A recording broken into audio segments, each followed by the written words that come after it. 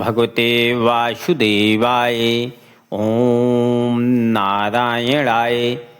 आज की अगली कथा मोहिनी रूप भगवान का दैत्यों से अमृत का कलसा लेना। सुखदेव जी बोले, हे परीक्षित, जब देवतों व दैत्यों ने उस मोहिनी रूप स्त्री को अपनी ओर आते देखा, तब वे लोग उसके रूप पर मोहित होकर अमृत पीना भूल गए। जब वह रूपवती स्त्री दैत्यों की ओर कटाक्ष करती चली, तब उन्होंने अति प्रसन्न होकर आपस में कहा कि हमारा भाग्य उदय हुआ, जो ऐसी महासुंदरी स्त्री जिसके बराबर तीनों लोकों में दूसरी स्त्री ना होगी, हमारी ओर चली आती है। हम लोग अमृत पीने का झगड़ा जो आपस में करते हैं, उसे निपटाने के लिए इस स्त्री को पंच मानकर अमृत का कलसा इसके सामने धर दें। जो यह सबको बांट कर पिला दे, उसे पी लें। आपस का झगड़ा अच्छा नहीं होता।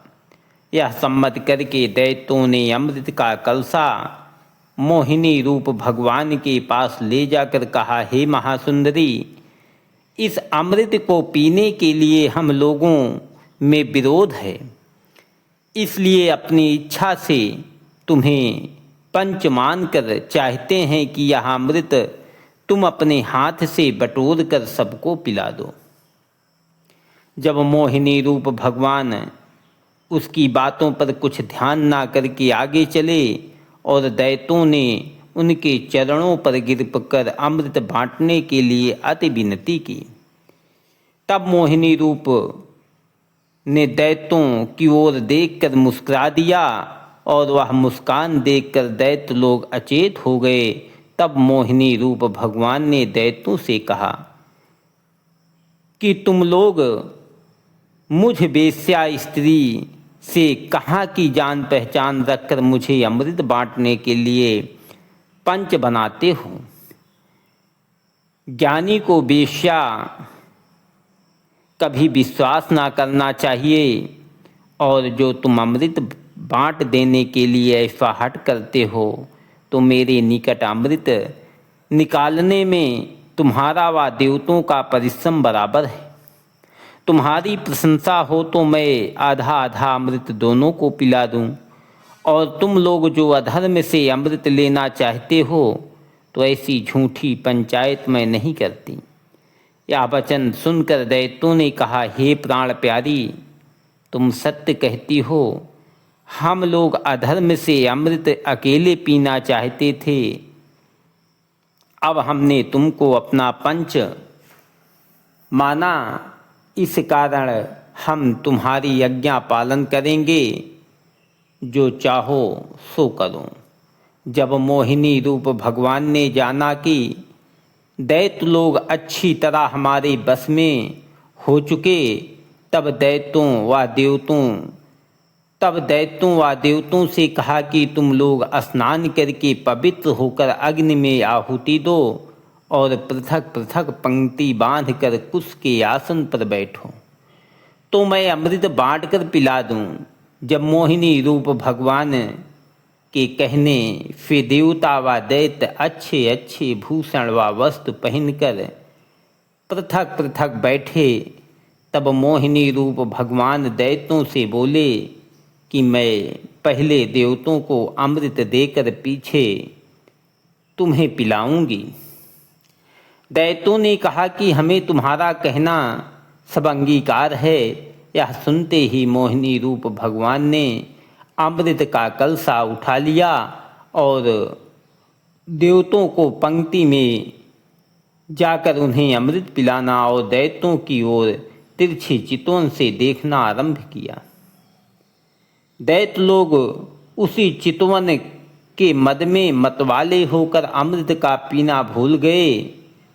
जब मोहिनी रूप भगवान सब देवतों को अमृत पिलाते हुए पंक्ति के अंत में जहाँ सूर्य व चंद्रमा बैठे थे पहुँचे, तब राहु नामक दैत्य ने कलसा देखकर विचारा कि इस स्त्री ने हम लोगों को अपने रूप पर मोहित करके सब अमृत देवतों को पिला दिया और दैत्यों को अमृत पीने से निराश रखा। ऐसा विचार कर उस दैत्य ने अपना स्वरूप देवतों के समान बना लिया और सूर्य व चंद्रमा के मध्य में बैठकर अमृत पिया।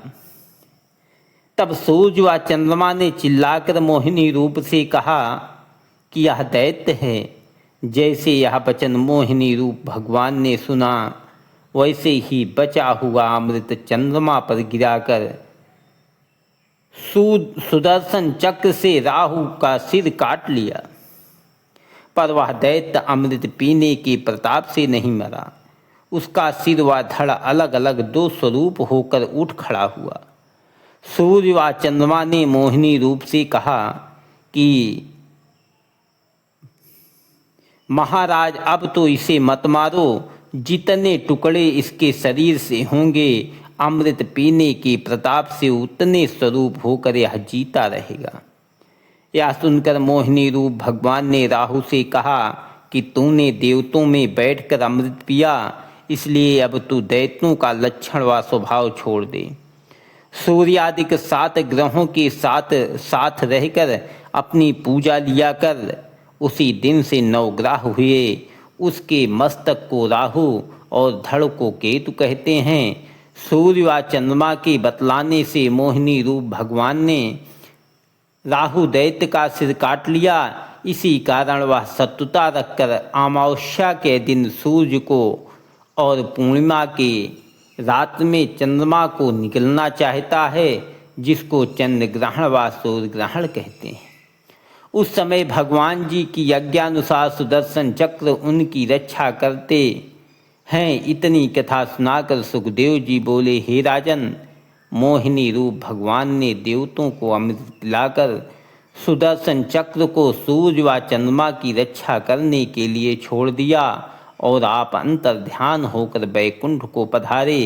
त्रिलोकीनाथ ने यह विचार कर दैत्यों को अमृत नहीं पिलाया कि वह लोग अमृत पीने से अमर होकर संसारी जीवों को दुख देंगे।